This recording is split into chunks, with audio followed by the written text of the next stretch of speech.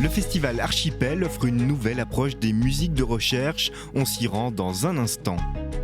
L'exposition Chrysalide, le rêve du papillon explore la métamorphose dans l'art contemporain, découverte tout à l'heure.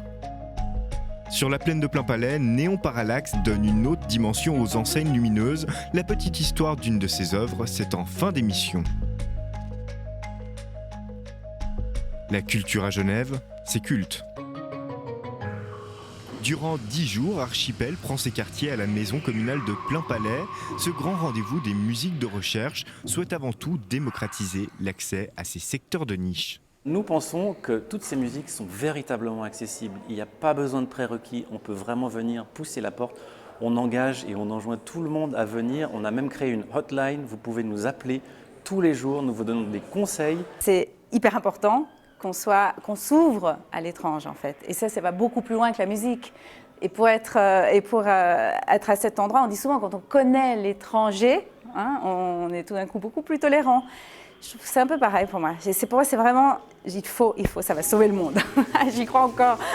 Et le programme est vaste, avec plus de 40 concerts, un acousmonium, 4 installations sonores qui expérimentent notre rapport au son, mais aussi une salle de jeu, une radio et une cantine qui font du festival un véritable lieu de vie. Archipel, ça a 31 ans, hein, mais c'est notre 3e édition en codirection et on a vraiment amené cette histoire de lieu unique avec des choses dans tous les recoins et de convivialité.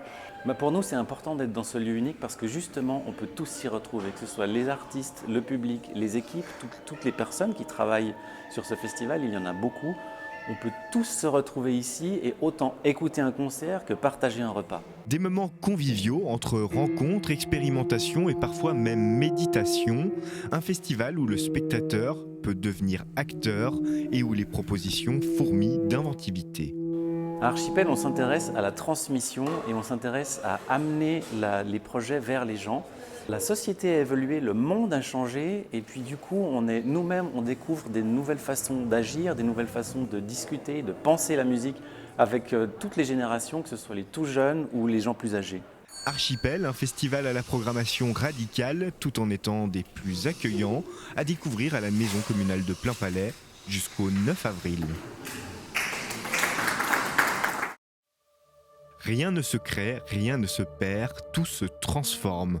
Telle pourrait être la devise de l'exposition que présente actuellement le Centre d'art contemporain, avec Chrysalide, le rêve du papillon, des pièces issues de la collection de l'Art Brut à Lausanne se mêlent à des œuvres d'art contemporain. Donc du coup, cette exposition Chrysalide, le rêve du papillon, est une exposition qui se construit autour des thèmes de la transformation et de la métamorphose.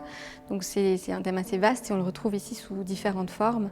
Donc on va retrouver des propositions artistiques, par exemple, où la figure humaine est mélangée à des formes animales, végétales. On va retrouver aussi des questionnements plus concrets liés à l'identité et des éléments aussi naturels. Et on retrouve ces éléments de transformation finalement et de métamorphose dans le monde constamment et je pense depuis toujours. L'exposition fait dialoguer plus de 200 œuvres d'une 60aine d'artistes issus de différentes époques, toujours en relevant l'aspect libérateur et triomphant de la métamorphose. L'idée, c'est de s'accepter soi-même, d'accepter les autres, d'accepter le monde qui est donc en changement constant. Et je pense que ce soit de la scénographie avec cet éclairage tamisé, des œuvres vraiment qui sont du coup en dialogue les unes avec les autres et des thèmes qu'on aborde. Il y a vraiment une beauté, je pense, et une sensibilité qui s'en dégage et des échanges qu'on a avec les publics. Cette sensibilité semble être touchée, donc on est très contents.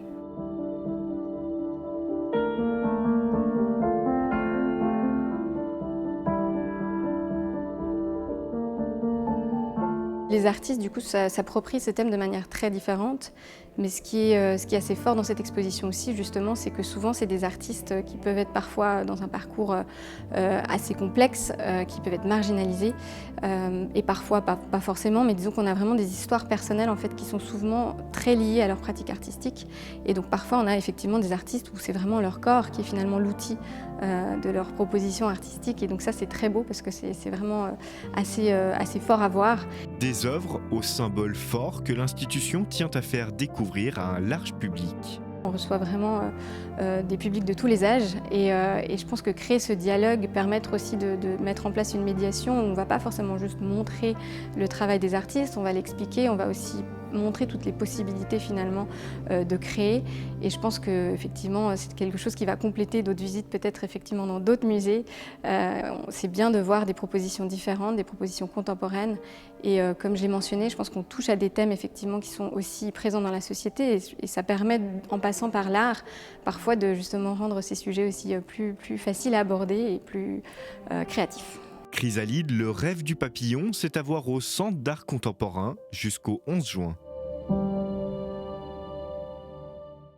Dis-moi l'histoire.